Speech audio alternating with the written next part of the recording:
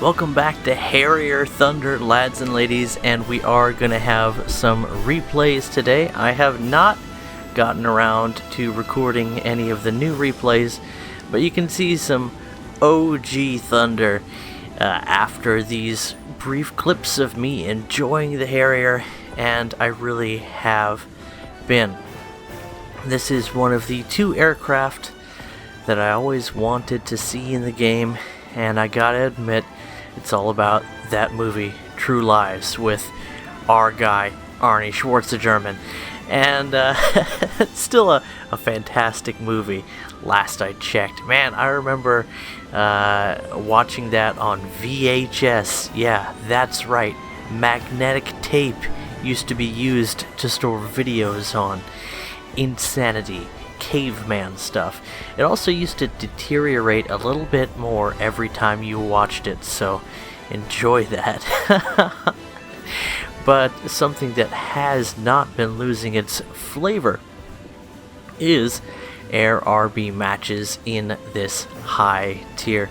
Because we're a 9-3 still in this version of the Harrier, we can face up to 10-3 aircraft, and it's fairly common for us to be pulled into 9-7 matches, which is very doable in the American Harrier. As I've mentioned before, the two missiles that you get are fairly versatile. You can fire them from a pretty long range. As you see there, they track reasonably well when they want to, and they usually get kills, but I guess it's just crit thunder for me today.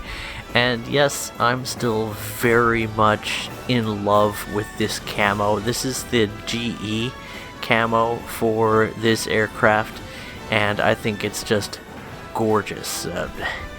This is a beautiful aircraft. As I've mentioned before, it really is a good looking jet, in my humble opinion. Add to that the fact that this is a VTOL aircraft and you can perform some impossible maneuvers with them. Most of those maneuvers ill-advised, but once you learn when to use the angled thrust on the jets, things get pretty fun. At least I assume they get pretty fun. I'm still in the process of learning, really, but that was a nice another crit on a MiG-15. Didn't know MiGs were so tanky, but you live, you'll learn. You love those cannons.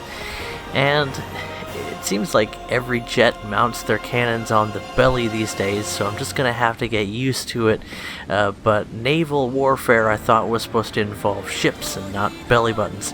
Anyway, the Harrier's offensive tummy aside, this has been one of the most fun aircraft to get a handle on that I've ever played in this game. It really has lived up to the hype for me, and that's something that I try to avoid, because I've just been burned too many times setting up the wrong expectations and then being disappointed. And it's just really, really nice to play an aircraft that's just so different and yet also capable where it's at in the game. The British Harriers the British Premium Harrier with 4 SRAMs is still a problem, but now that it's suddenly a 9-7, oh yeah, I dig that head-on. That was a nice head-on for me. The British Harrier spam has been reduced a little bit, and that's just enough to make the matches a little bit more playable in just one day. So let it not be said of Gaijin that they ignore huge issues with the game. Their response was decisive and immediate, and I really couldn't ask for more. I'm not sure why that aircraft came in at a 9-3 in the first place, below the battle rating of the last thing that was increased in BR because of its SRAMs, but you know what? I don't make these decisions, and that's probably for the best. But what could have been 4 kills, always nice, but 2 kills and a couple of crits, I'll take it. Now this next clip is going to show off what the British Harriers can do. There's 2 of them, and look at that SRAM. Look at the incredible amount of G's it was able to pull to slam into my aircraft there. But from the top, the Harrier has a lot of fuel tanks that don't tend to catch fire, as you can see, and that absorbed most of the damage. And here I am in my American Falcon Stallion Mustang, and we're just gonna pick up a quick kill here because these missiles, as I said, they're really good missiles. I like them. Not quite enough juice in the tank to pull off that kill on a high-speed Valtour, but we did bring a second one. And we are going to actually manage to land and repair. This aircraft is very stable after it's taken damage. Again, this thing looks like, I don't know, I'm kind of built the way the Harrier is. Kind of sturdy and oddly formed, but beautiful in its own way. With these like rippling shoulder muscles that belie the fact that its shoulders are sort of a little bit malformed, but in a way that it owns up to it and makes it cool. And you know what? Its back can take a lot of beating. And that's what we see today. This was just all about showing off that survivability. SRAMs are extremely deadly missiles, and I just feel lucky to be alive.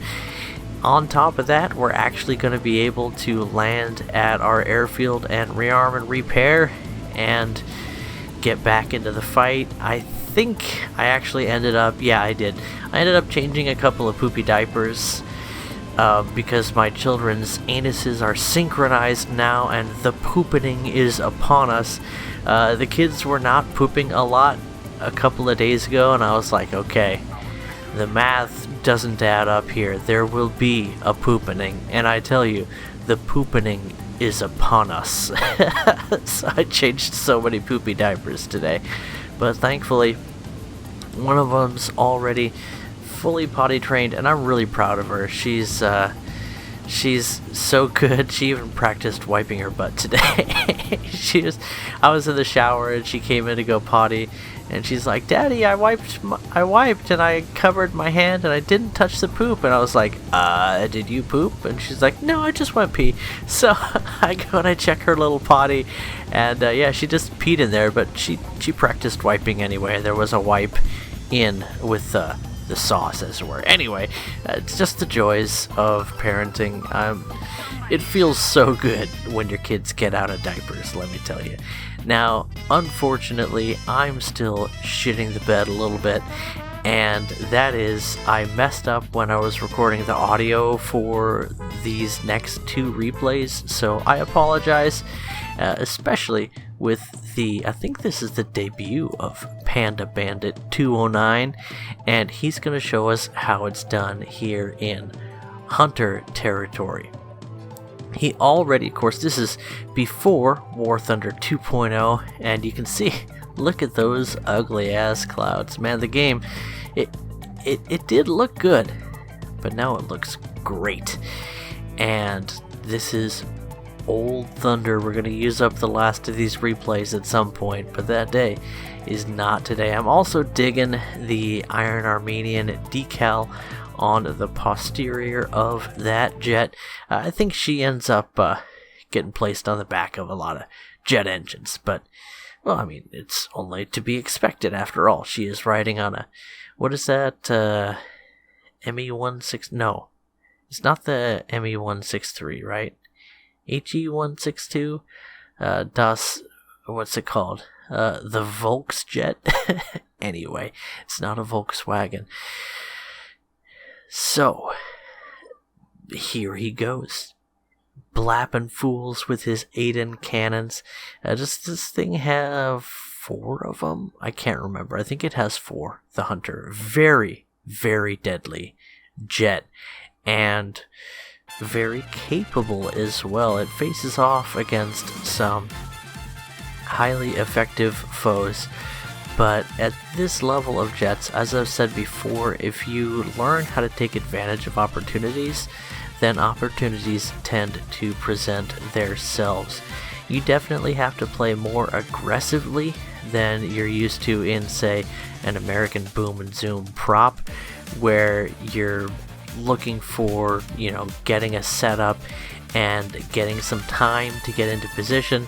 As you can see, the attack pursuits and defensive maneuvers, getting into position, taking your shot, finding your window, and getting into another situation happens so rapidly in jets at this tier. I mean, I'm by no means an expert. I'm just starting to get into this, but I like to talk about the things that I'm learning about because I learn more that way.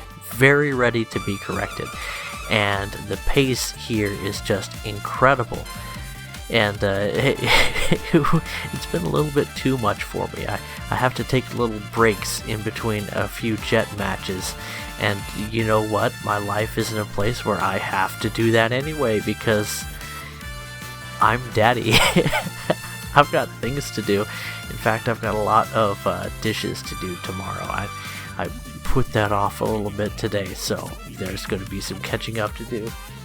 And I put my wife's wheel back on her car, so I talked about that before. I took it off, and this time when when I said, "Oh, I gotta go get my keys," Brooklyn was like, "Daddy, I want to come with you and work on the car." And I was like, "Oh!" She had a great time yesterday when we were working on the car together, and she had a great time this time as well. She did a lot less paying attention to me, and she was more interested in what's going on in the garage, but I understand that she's the kind of person, because my mom is this kind of person as well, where she wants to pay attention to everything. She bops from one subject to another, and it seems like she's not paying attention. It seems like she's not learning anything because she's just jumping from one thing to another, but that is how she learns. It's kind of like if someone took every piece of a puzzle and instead of just like meticulously putting together the corners and then everything, they just kind of threw things around and looked at every single one of the pieces, and then just in the back of their mind they sort of build the puzzle after spending way more time doing what looks like messing around. Suddenly they just have a breakthrough and they understand everything. Now, don't tell my daughter that she doesn't understand everything yet because she doesn't really have the personality to accept that she doesn't understand a lot of things. I'll just let her ask the questions she wants to ask. I'll ask her if she wants to learn something neat, and I will make the lesson very fast because she's got things to do. And meanwhile, my little boy, Joshy, is so focused on things. He's just such a cool guy. I really like his personality already. He's really joyful and he pays attention to people's faces. And he smiles so big. He's such a happy kid. He's smiling and laughing all the time. He's a baby, so I don't get a lot out of him, but I love what I see. And also, he's a little worker too. He sets himself up with a little project and he just studies the heck out of things. And that's my personality. I love to have a project. I love to learn everything there is to know. And sorry, Panda, what's your name? I mean, that was some beautiful shots with the Hunter, but I know the audio. I wish I hadn't scrubbed the audio, but I did. Lo siento. USAF Flight 19. Now, this time on the ground. Not new to the channel, and already with a quick 2 kills in Das M41. The Walker Bulldoge for Securements coming in at a 6.3 battle rating because of its moderately improved cannon and really an appropriate place for it to be. The Heat FS round this thing fires packs a serious punch at the 6.3 BR, and the mobility and lethality of the M41 have been put on open display in both the American and Japanese versions on my channel time and time again, and this is no exception. Now, this is no T-92 with its extremely low profile and extremely high fire rate, but it's damn close. And again, a 6.3 battle rating makes sense. This is a very good light tank, and if it's not working out for you, then well, you just might not be well trained in light tanks yet, and it takes a while. I mean, it took me years to figure out how to properly play the shoot and scoot meta. And situations like this, you think, well, obviously he just outturned the IS-2. He played boldly, and what you miss out on is that USAFflight19 is showing us how to be in the right place at the right time. This is a portion of the map that his team is not covering, and at the same time, he is working the flank, protecting his teammates' flank from das Dankenflanken that the Soviets love to do, and Americans will occasionally indulge in as well. And he's also paying close attention to what's going on in the matchup, aside from the fact that he might have just alt-tabbed out of the game there. Ignore that. Maybe he was turning off his music. Sabaton can wait. It's time to sabotage the enemy team. And what else? Light tank gameplay. Light tank versus light tank, and a one-shot blap to the old what's that thing called? BMP? No. Is that the one before the BMP? What's it called? I can't remember. Soviet box. No armor, and it's not always best armor, as it gets taken down by a second Heat FS round. That first one did not work out so well. And yet, the mobility and how do I say this? The quick reaction of this American tank really came through for him. I am a massive fan of high reverse rates. I've been playing the XM1 a little bit, and you really just learn to appreciate the incredible reverse speed of the Abrams tanks. Of course, the other Abrams tanks are a little bit higher BR, and well, the module grind is pretty disgusting in this game. It's definitely the thing that I hate the most, is the power difference between just time spent in the game or money spent on skipping the grind. I understand why it's there, and I understand that it's not going away, but I dislike it, and that's all I have to say about that. It can still come to Christmas dinner, it's just I wouldn't have married that one in the first place. Anyway, not my circus, not my monkeys. I just come here to play. And you know what? The water's fine. Some nice light tank gameplay from USAFflight19, and the end of today's video.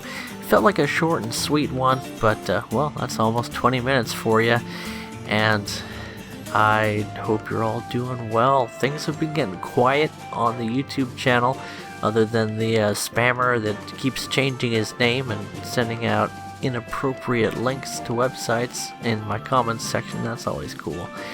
And it's been getting a little quiet on the Discord too. I think everybody's just kind of hunkering down. And you know what? I definitely know what seasonal depression feels like. It's not about being sad, it's just about like getting numb for me. And I want you to know that I've been a lonely guy. You know, I remember when I used to go out and go to Walmart at midnight. I'd go run there. And I mean, not run in Walmart. God knows, something you could probably get away with is you have a little jogging routine there, even if you aren't wearing a shirt. This is America. That's what Walmart is there for.